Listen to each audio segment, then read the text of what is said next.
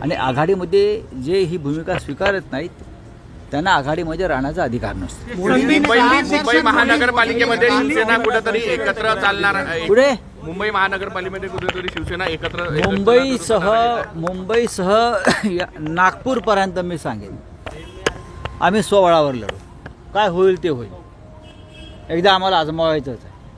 नागपूरला सुद्धा मी स्वबळावर लढणार आहोत. माननीय उद्धवजीने आम्हाला तसे संकेत दिले. आत्ताच मी आमचे या शहराचे शिवसेनेचे प्रमुख प्रमोद मानमोडे यांच्याशी चर्चा केली, शिवसेना शहर प्रमुख.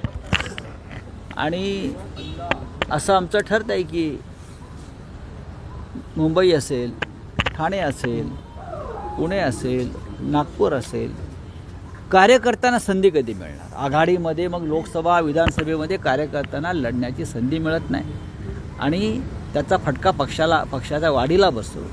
महानगरपालिका, जिल्हा परिषद आणि नगरपंचायतीमध्ये